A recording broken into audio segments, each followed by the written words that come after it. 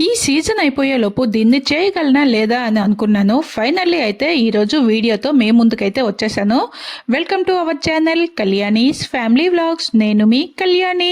చూస్తున్నారు కదా, ఈరోజు అయితే మనం ఈ పనసకాయతో మంచి కర్రీని అయితే చూపిస్తాను. అలాగే పనసకాయ పకోడీ అంటే పనసకాయ 65 అని ఇప్పుడు బాగా ట్రెండ్లో ఉంది కదా, అది కూడా ప్రిపేర్ చేశాను. నిజంగా రెండు కూడా చాలా టేస్టీగా వచ్చాయి.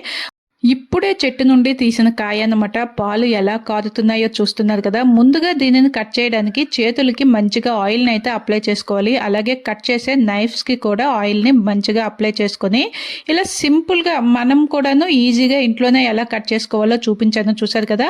ముందుగా తీసుకున్న పనసకాయని ఇలా సర్కిల్స్లా కట్ చేసుకొని ఆ ఎడ్జెస్కి అలా కట్ చేసుకుంటూ వస్తే చుట్టూ కూడా మనకి ఈజీగా ఆ పీల్ అనేది రిమూవ్ చేసేయచ్చు. తర్వాత వీటిని మనకి నచ్చిన సైజులో చిన్న చిన్న ముక్కలుగా కట్ చేసుకున్న వెంటనే వీటిని ఉప్పు పసుపు వేసుకున్న వాటర్లోకి అయితే వేసుకోవాలి. లేదంటే ఇవి మరి నల్లగా అంటే కలర్ చేంజ్ అయిపోతాయి కదా. ఇలా సింపుల్గా పనసకాయని మొత్తం ముక్కలుగా కట్ చేసుకున్న తర్వాత వాటిని 2 times మంచిగా వాష్ చేసుకున్న తర్వాత ఇప్పుడు ఒక కుక్కర్లోకి ఈ ముక్కల్ని వేసి మరి కొంచెం ఉప్పు అలాగే పసుపు వేసి ఒక 2-3 విజిల్స్ పెట్టి ఉడికించుకోవాలి. అప్పుడు పనసకాయ ముక్కలు అనేవి మనకి ఎటువంటి స్మెల్ లేకుండా అలాగే ముక్క కూడా మంచిగా లోన్ వరకు మెత్తగా కుక్ అవుతుంది. మనం ఇలా ఉడికించుకున్న తర్వాత ఈ పనసకాయ ముక్కలతో మనకి నచ్చినట్టు ఏ రెసిపీనైనా ప్రిపేర్ చేసుకోవచ్చు. ఇక్కడైతే నేను మంచి గ్రేవీ కర్రీని అయితే ప్రిపేర్ చేస్తున్నాను. నిజంగా మటన్ గ్రేవీ లాగా చాలా టేస్టీగా వచ్చింది. దీనికోసం ఇక్కడ చూసారు కదా, ఒక మిక్సీ జార్ని అయితే తీసుకొని అందులో మీడియం సైజువి 2 ఉల్లిపాయలు అనమాట, అలాగే కొంచెం వెల్లుల్లి, అల్లం, ఒక 2 ఎండుమిరపకాయలు, అలాగే ఒక చిన్న కొబ్బరి ముక్క. ఇది పచ్చిదైనా ఎండుదైనా సరే కంపల్సరీ వేసుకుంటే గ్రేవీ టేస్ట్ బాగుంటుంది. తర్వాత ఇక్కడ కొన్ని మసాలా దినుసులు ఏమేమి వేసానంటే జీలకర్ర, సోంపు, ధనియాలు, గసగసాలు, అలాగే కొంచెం ఇలాచి, చెక్క, ఇంకా అనాస పువ్వు, లవంగీలు, వీటన్నింటినీ కూడా వేసి కొంచెం వాటర్ వేసి మెత్తని పేస్ట్ చేసి పక్కన పెట్టుకోవాలి. చూసారు కదా, పనసకాయ అయితే మనకి మంచిగా కుక్ అయిపోయింది. దీన్ని ఇప్పుడు ఒక బౌల్లోకి సపరేట్గా చేసుకొని తర్వాత వాటర్ని పడేయాలంటే పడేయచ్చు, అంటే వేరే రెసిపీస్ కోసం కావాలంటే. ఇక్కడ నేను ఈ కర్రీలోకి ఆ పనసకాయ ఉడికించిన తర్వాత వచ్చింది కదా మనకి వాటర్, ఆ వాటర్ని కూడా యాడ్ చేసుకోవాలనుకొని నేనైతే ఇక్కడ వాటర్ని పడేయలేదు. మీకు నచ్చకపోతే పడేసి నార్మల్ వాటర్ కూడా యూస్ చేసుకోవచ్చు. ఇప్పుడు చూసారు కదా, కడాయిలోకి ఇలా నేను ఇక్కడ ఆవ నూనె, సరసవ నూనె అంటాం కదా, అదైతే యూస్ చేశాను అనమాట. అది ఒక 1/2 కప్ వరకు ఆయిల్ని అయితే వేసుకోవాలి. ఆయిల్ మంచిగా కొంచెం ఎక్కువ వేసుకున్నా పర్వాలేదు, ఆవ నూనె కొంచెం ఎక్కువ వేసుకున్నా బాగానే ఉంటుంది. సో మంచిగా వేడైన తర్వాత ఇలా 2 బిర్యానీ ఆకులను వేసి మనం ముందుగా కట్ చేసుకుని పెట్టుకున్న ఉల్లిపాయ ముక్కలు, పచ్చిమిరపకాయలు, అలాగే కొన్ని టొమాటోలు, ఇవన్నీ కూడా వేసి మంచిగా ఫ్రై అయిన తర్వాత వీటికి సరిపడా ఉప్పు, పసుపు, కారం వీటిని వేసుకొని మరోసారి మంచిగా మిక్స్ చేసుకోవాలి. చూసారు కదా, ఇలా ఫ్రై అయ్యేటప్పుడు ఆయిల్ అనేది ఇలా బయటకు తేలుతూ ఉండాలన్నమాట. అందుకే కొంచెం ఆయిల్ని ఎక్స్ట్రా వేసుకోవాలి. ఇప్పుడు దీంట్లో మనం ముందుగా పేస్ట్ చేసి పెట్టుకున్నాం కదా, ఆ మసాలా పేస్ట్ని అయితే వేసి అది కూడా సేమ్ అలాగే పచ్చి వాసన పోయే వరకు, అలాగే ఆయిల్ ఇలా బయటకు రిలీజ్ అయ్యే వరకు ఫ్రై చేసుకున్న తర్వాత దీంట్లో అంటే మిక్సీ జార్లో ఇంకొంచెం వాటర్ని వేసి కొంచెం పేస్ట్ అనేది అతుక్కుంటుంది కదా, ఆ పేస్ట్ అంతటిని కూడా ఇలా మంచిగా తిప్పుకొని కొంచెం వాటర్ వేసి ఈ పేస్ట్ని ఇప్పుడు ఇంకొంచెం ఉడికించాలన్నమాట. ముందైతే ఆయిల్లో ఫ్రై అయింది కదా, ఇప్పుడు కొంచెం ఆ వాటర్తో ఉడికించుకుంటే మనకు ఆ పేస్ట్ స్మెల్, ఫ్లేవర్ అనేది ఇంకా టేస్ట్ కూడా మంచిగా వస్తుంది.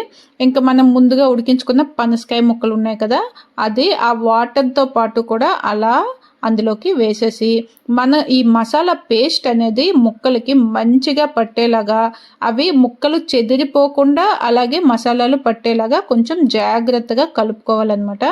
కలుపుకున్న తర్వాత అవి మునిగే వరకు, అంటే మనకి ఎంత కన్సిస్టెన్సీ కావాలో అంతవరకు వాటర్ని వేసి మరోసారి మిక్స్ చేసుకొని జస్ట్ ఒక 3 to 5 minutes ఉడికించుకుంటే మనకి ఈ పనసకాయ కర్రీ అనేది రెడీ అయిపోతుంది.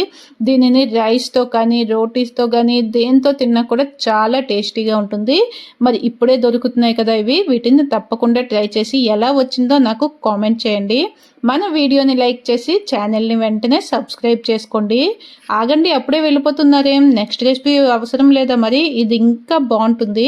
మనకి ఇప్పుడు సమ్మర్ నడుస్తున్నా కూడా మధ్య మధ్యలో వర్షాలు అనేవి మంచిగా పడుతున్నాయి కదా, అటువంటప్పుడు ఇలా మంచిగా ఈ పకోడీ పనసకాయ 65ని ప్రిపేర్ చేసుకుంటే ఇది చికెన్ పకోడీయా లేదా పనసకాయ పకోడీయా అని గుర్తుపట్టడం కూడా కష్టంగా ఉంటుంది. అంత టేస్టీగా, అంత ఫ్లేవర్ఫుల్గా చాలా బాగా వచ్చాయన్నమాట. ఇక్కడైతే ప్రాసెస్లోకి వచ్చేద్దామా.